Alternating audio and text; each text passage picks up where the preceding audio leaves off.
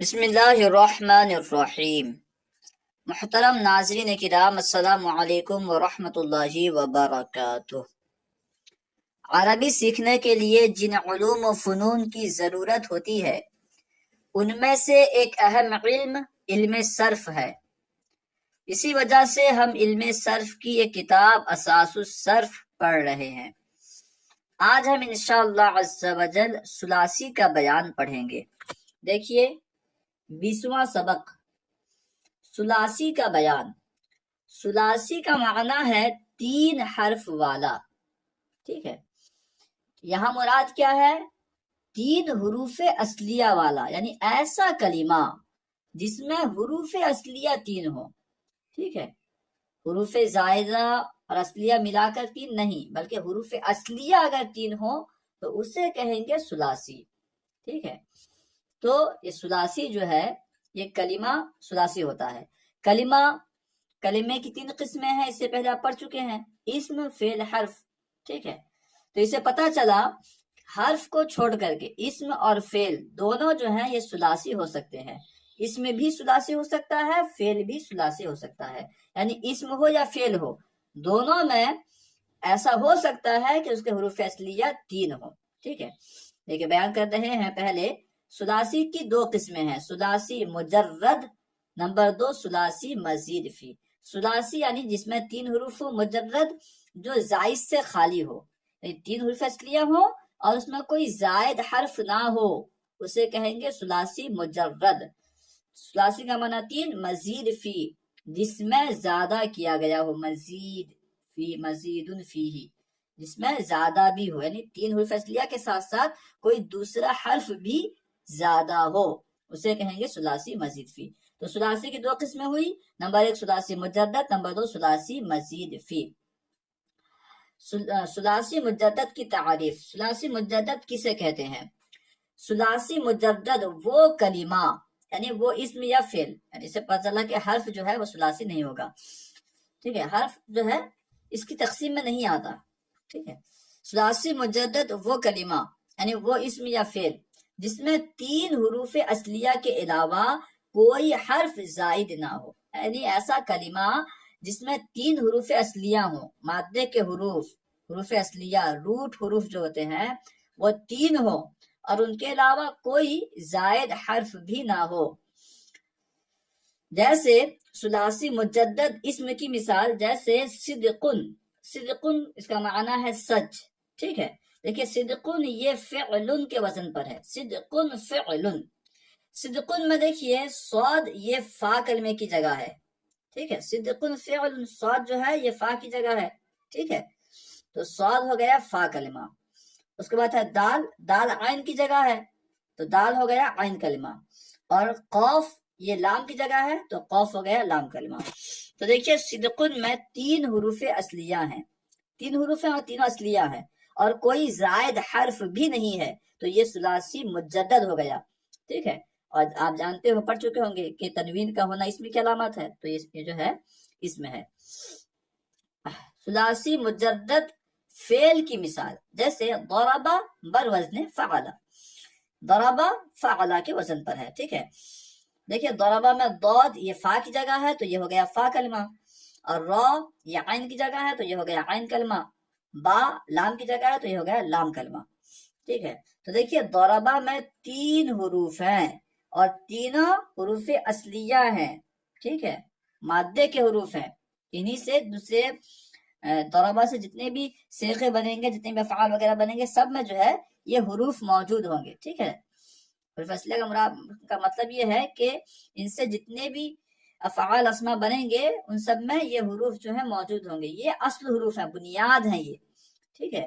ضربہ سے ایسے بنتا ہے ضاربن، مضروبن، ٹھیک ہے، مضرابن، اس طرح اضرب، لا تضرب، ٹھیک ہے، جو بھی بنے گا تو اس میں ضربہ ضرور ہوگا۔ خیر حاصل یہ کہ ثلاثی مجدد ایسے کلمے کو کہیں گے جس میں 3 حروف اصلیہ ہو اور کوئی زائد حرف نہ ہو، کوئی ایکسٹرا حرف نہ ہو۔ ثلاثی مزید فی کی تعریف۔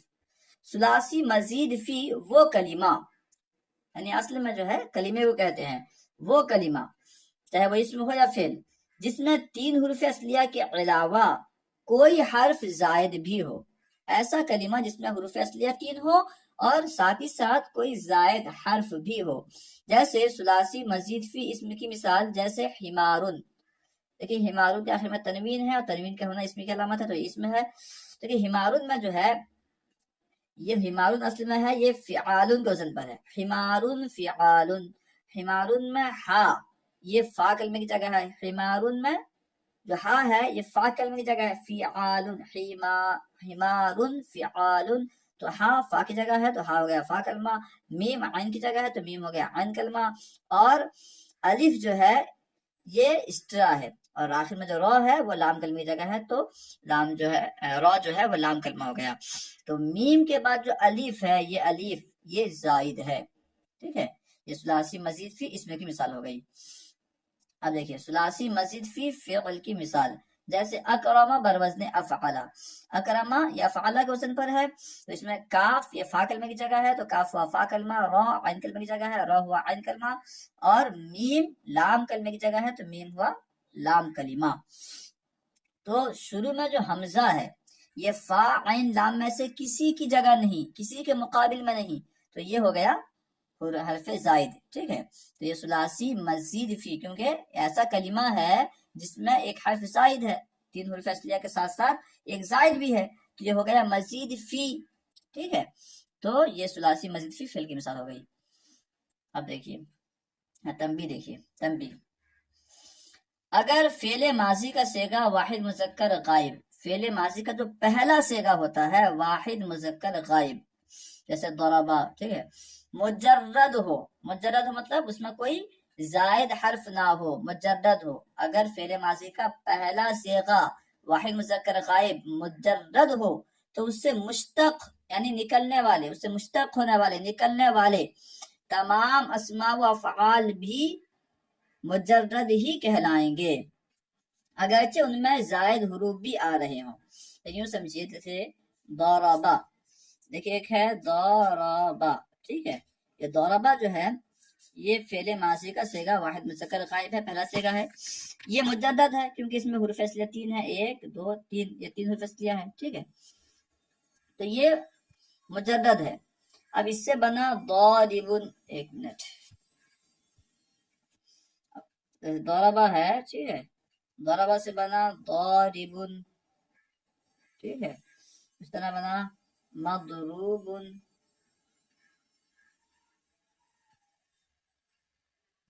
مضروبن، ٹھیک ہے، تو یہ ضاربن، مضروبن، اس طرح یہ ضرب وغیرہ جو بھی بنتے ہیں یہ سب کے سب مجدد کہلائیں گے۔ اگر دیکھیں آپ ضاربن میں ضاد کے بعد الف جو ہے یہ الف یہ تو زائد لگ رہا ہے، کیونکہ اس کا جو ماضی ہے واحد مذکر غائب کا صیغہ ضربا، ٹھیک ہے، اس میں کوئی زائد حرف نہیں ہے، اس لیے ہم اس کو بھی کہیں گے کہ یہ جو ہے یہ مجدد ہے، اگرچہ ہمیں یہ زائد نظر آ رہا ہے، حقیقت یہ زائد نہیں ہے بلکہ یہ تو اس میں فاعل بنانے کے لیے زائد کرنا ہی پڑے گا، نہیں کریں گے بنے گا کیسے، یہ تو قاعدہ ہے، ٹھیک ہے۔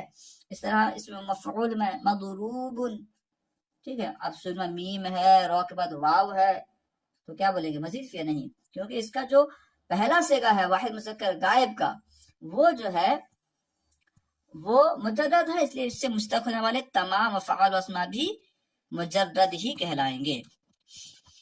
اور اگر فعل ماضی کا صیغہ واحد مذکر غائب، کیا ہو گیا،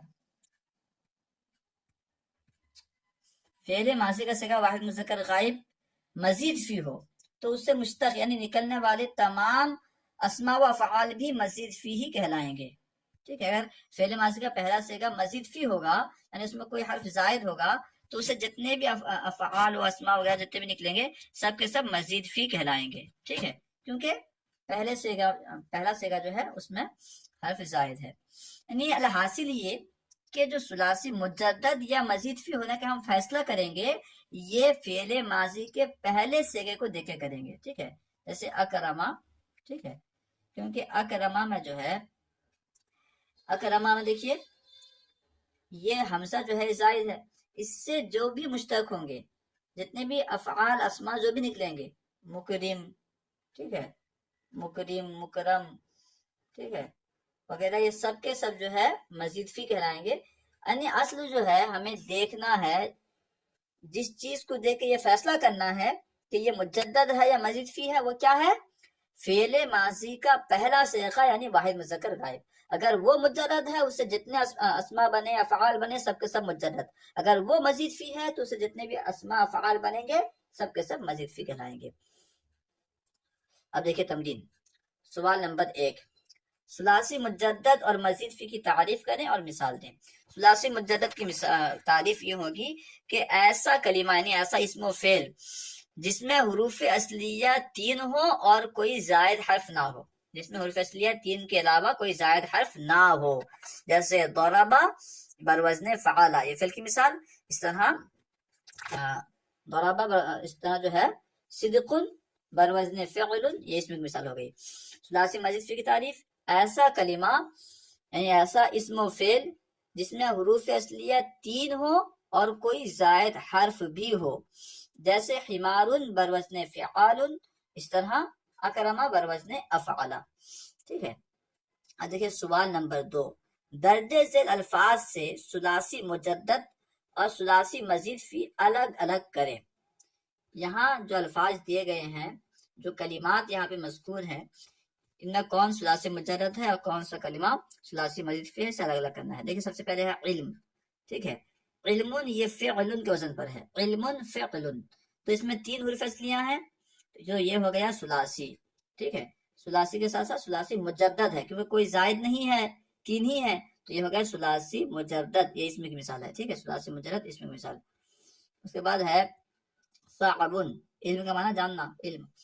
صعبن، صعبن جو ہے اس میں دیکھیے 3 حروف اصلیہ ہیں، صاد عین با، اور کوئی زائد حرف نہیں ہے، تو یہ ہو گیا ثلاثی مجدد. کیونکہ زائد نہیں ہے تو مجرد ہو گیا، اور یہ اسم کی مثال ہے. آخر میں تنوین ہے. دیکھیے صعبن یعنی مشکل.